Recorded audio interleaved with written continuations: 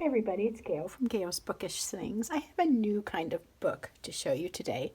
It's not a book that you read and it's not a journal, but it is a book. And since my channel is Bookish Things, Gail's Bookish Things, I thought I'd share it with you. My oldest granddaughter is having a birthday soon, and her mom told me that she really is into making things and suggested that she might like some needles, some sewing needles for her birthday, amongst other things. So I decided to make her a little needle book. I'm not sure where I first saw this idea. It's not new. It's something that's been around forever, but kind of new to me because I've never had one. But something sparked that idea, and so I thought, okay, I'll make her a little needle book with the tons of fabric scraps that I have. I started out making this one, and by the way, both of these are from YouTube channels. I don't remember what they are, but if you just search needle books, I think is just what they called them, how to make a needle book, you'll get lots of ideas there, and you can pick one that looks doable to you because there's really cute, but extremely detailed ones. And I picked the simple ones because I find that even though I'm drawn to the detail, I get frustrated with it. So I'm not real good at precision, but I like to make things and get them done. So I picked the easy patterns. This was the first one that I did. I loved the fabrics together. I think that's super cute. And this kind of has a quilted look, as you can see. So it's the same kind of fabric, although you could switch those. A different spine, and then on the inside, I use this leftover cute little owl fabric. My granddaughter will be 10, so I think that's still, well, I debated on this, but I finally decided that was probably okay for her still, but I chose this for the outside. Anyway, when I made this, it was easy. It wasn't hard to do, but I just got it kind of lined up weird, and I'll try to show you what I mean here. So this line is pretty straight. I mean, if I put that on there, of course it's straight, but you can see here, if we follow this line, that the top of this little booklet dips. Not sure how that happened. Probably somewhere along the line in my cutting.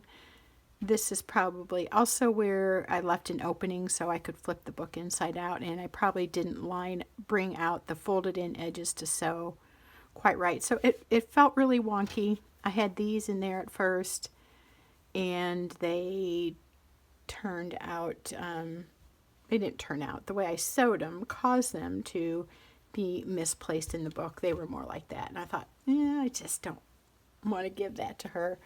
I don't know that she would notice at this point or pick it apart. She's a very sweet girl, but I just wasn't happy giving that to her. So then I decided to redo it, and I had, after that point, bought some more felt. I'm using up all my fabric scraps, but I had very little felt, and I mostly had it in Christmas colors because I have traditionally made stockings for all the members of my family. Anyway,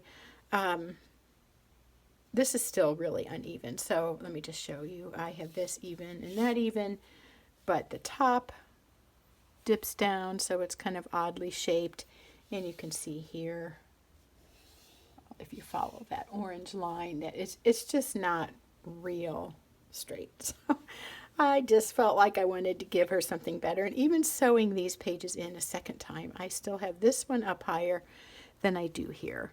So the funny thing is, this is the hardest part for me, cutting the felt pages and getting them positioned in the book, in the cover, where they're balanced on both sides and from top to bottom. You'd think that would be the easiest part. It's not. Not for me anyway. And then when you fold these, what happens is these outside pieces will be a different length than the inside ones. So that gave me trouble the first time around, and I ended up having to trim it. If you can see though, it's pretty good now. The middle one, the inside ones will stick out further because they are together and the outside, the pink, is going around them, so it tends to make the inside ones just protrude a little further. So you have to trim that up when you're done. But overall, to glance at it, it's a cute little book. So I think what I'm going to do is, I'll show you this one in a minute because that one's super, that's my really favorite one. I've decided to make several more out of scraps in a slightly less time-consuming style. This one takes just a second longer because you're sewing this and this to the spine. The inside fabric is all one piece. So it's just straight sewing lines if you know how to sew. I mean, it doesn't get any easier really. It's not difficult, but that makes it a little bit more time involved to get a book. And then there is always the possibility, if you're like me, that you don't cut your fabric totally evenly, try as you might, and you can definitely see that this is not centered, and it's probably because the spine is thinner down here than it is up here. But it was a first try, live and learn. It's still cute, and I am going to use it. I'm making more because I thought this would be a great idea to put in Operation Christmas Child boxes next year. I have been told that lots of times girls will enjoy getting some sewing supplies in a box, I guess especially the older girl grouping. So my thought was just to use a lot of these leftover pieces and make little needle books for Operation Christmas Child. So, there's no hurry. I've got till next October, but I've got several prepped and ready to go.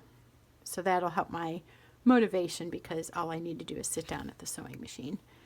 This is the one that I made for my granddaughter though, and this is the style that these are going to be in, because essentially it's just two pieces, a front piece and an inside piece, and then of course your pages that are made from felt.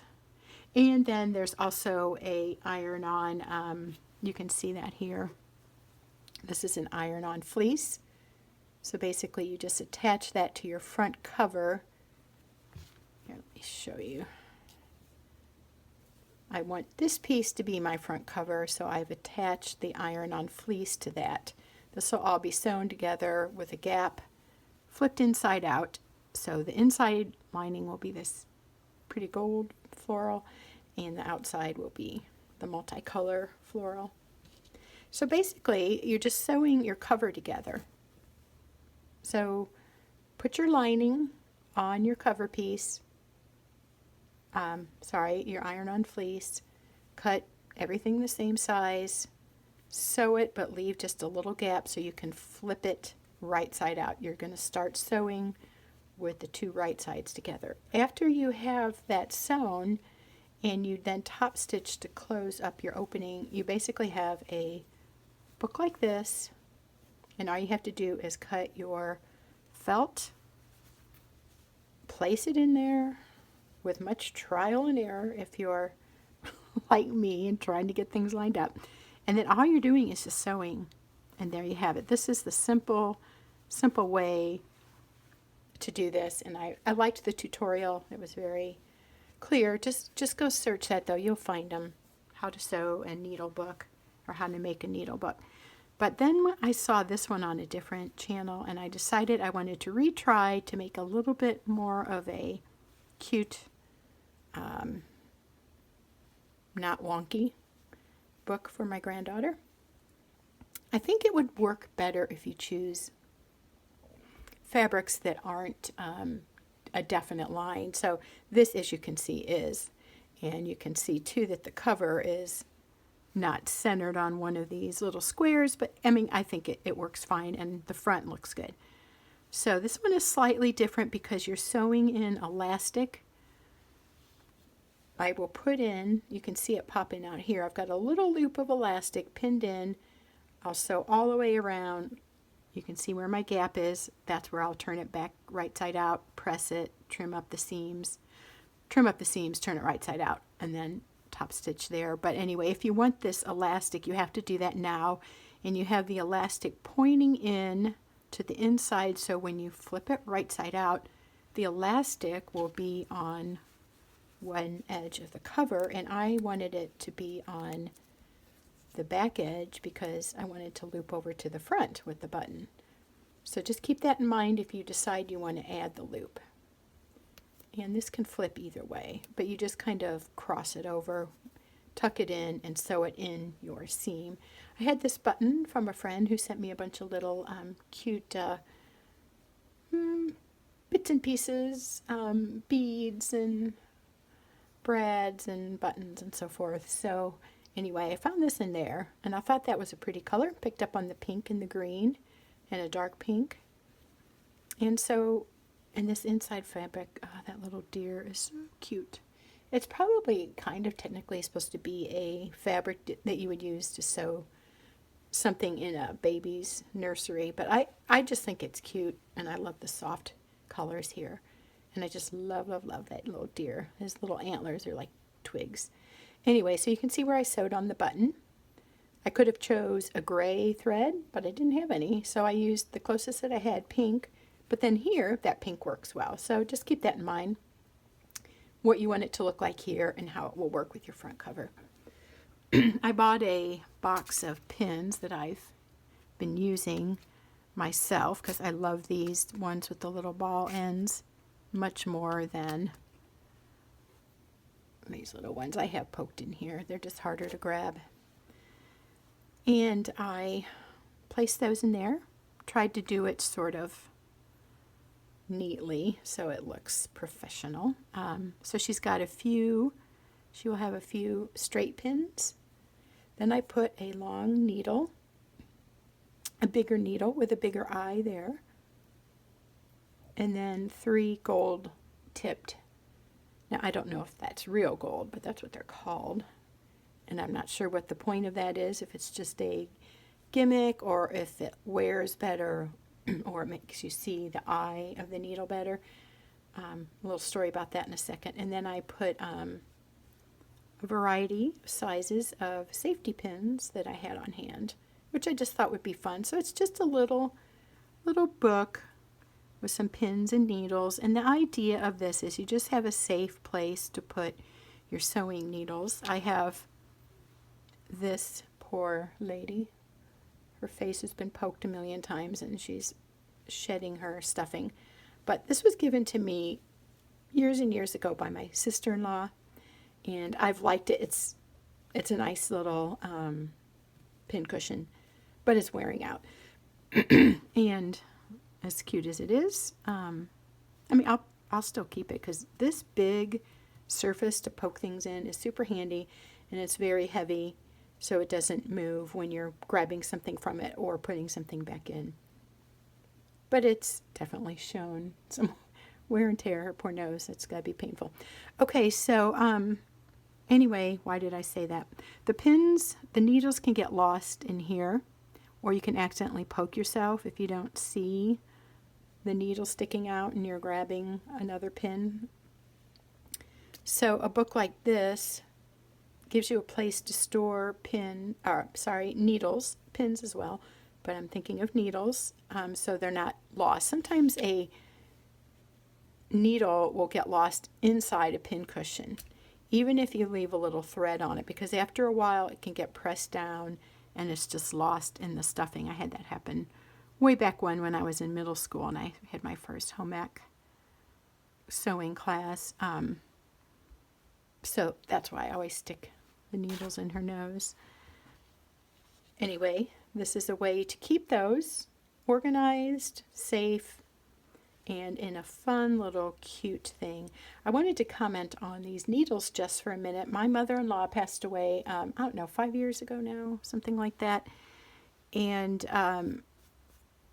I looked through her left behind, of course, sewing supplies, and she had the cutest assortment of needles. In fact, I'm going to pause and show you what those came with. Okay, I'm back. So anyway, she had all these vintage needle packets. They're so cool. I don't know what to do with them, and they're just sitting in my sewing box. I will never use them, and if I had started using these when I first started sewing when I was like 12, 13, I still wouldn't be able to use all these. So I'm kind of torn, you know. It's like, oh, they're cute. They're kind of an antique. But on the other hand, it's like, what's the point in having them sitting in a sewing box and never being used? And since this granddaughter likes making things, and she has made things, I thought, you know, I'm going to give her some. I can give her 30 or 40 needles. I just thought this is a good starting point. It looks cute. She can definitely... I keep having these weird little crumbs on here. I don't know where those are coming from. Anyway, I just arranged this so it looked neat and tidy and not overly done, but obviously there's more where that came from, and I think it'll be super fun for her to have some needles in her kit that were from her great grandma. So I think that's just kind of a fun little sentimental thing. This is not too difficult to get on, but just maybe ever so slightly. Not a problem. Now, so just kind of measure your elastic to make sure it'll fit comfortably around your button, and then sew your button wherever you want on here. Since I had already sewn in the elastic and it wasn't super long, I made sure I kept the button closer to the edge. And it can stretch and allow for this little book to get fuller, but it really won't because there's not going to be anything in it but pins and needles. Let me just show you these real quick. Who knows when that was made? I mean, look at the outfit she's wearing. This could have even have been her mom's. I don't know that much about needles, to be honest with you. I just pick a size that works for my project, but there's several in here. That one is pointing a direction that will make me prick my finger later, so... Anyway, cute little things, aren't they? You know, this was probably its own little book. You wouldn't even have had to have a needle book. But this is just fun because it's a personalized thing. And then there's Sewing Susan, 85 gold eye needles with threader. Those little threader things are nice, but that's not in here anymore. 98 cents. Isn't that funny? These are stuck in here. I don't think this came with it, but as you can see... Maybe, if I would keep it in screen. There's needles all over the place here. Here's a super long one. Whoops, I can turn it this way. Hand sewing darners. Back in the day, I guess, when people would fix their holy socks instead of just buying new ones. Which, you know, anyway. Whatever you want to say about that. And then spaceship ones. I don't know how spaceships and sewing fit in together, but this was probably from the era when, you know, was it like 50s? Is before the first space flights. This was a very intriguing thing to people from what I read. The idea of space travel and Martians and all that. The moon. So... you know, anything centered around space would have been intriguing. It's the same setup in here. This little thing has come off. I would love for somebody who loves vintage sewing things to have these, but I don't know how to go about that. And then here, the holiday needle assortment. Made in occupied Japan. Don't know. What era exactly? Would that be World War II? I don't know. Like, anyway, I just noticed that. That's wild. So they're on these pretty little sparkly papers, which much of it has worn away. It's kind of a foil, metallic kind of thing. So that's that's where these came from. I just took a few out of here. I think those are the neatest thing, and I mean, they just sit in my sewing case. I don't know if I'll have a bunch of granddaughters eventually, or if they'll even care about sewing. So I'm going to make sure I tell her, if you need more, please come see me. Ask. I will give you more than you need. So no need to buy needles if you're in our family. Okay, so there you go. A bit of an unusual book, but it is a book, right? It's a needle book. So that's not what I typically talk about here, sewing. I do touch on that when I make a little sewing project that fits in with journals and so forth. But I thought this was fun, and maybe it'll inspire you if you need a little gift or you need a little project to do and you have some scrap fabric sitting around. You could make one of these, and you could easily line this with interfacing or fusible interfacing even. The fusible fleece just gives it a slight bit of puffiness, kind of almost a quilted look. And if you do a bigger book, you could also just sew in a X or lines or squares to give it more of a quilted look as well. So you can do whatever you want with it. This is a very tiny size, doesn't give you a whole lot of leeway to work with. As you can see, it's probably about a third or something of this. This would have given her a lot more room, but I just thought this was really fun and very portable. If you're taking some hand sewing somewhere, a little booklet like this or like that could work well. All right, enough of my jabbering. Hope this was fun for you to see. Give me your thoughts on this. Have you seen these? And I don't know. I've seen this on Pinterest. If that's something of interest to you, or you have those too from somebody in your past, I'd be interested in hearing about that. Hope you have a great day. Stay warm. Try to be cheery. And have an awesome day. We'll see you soon.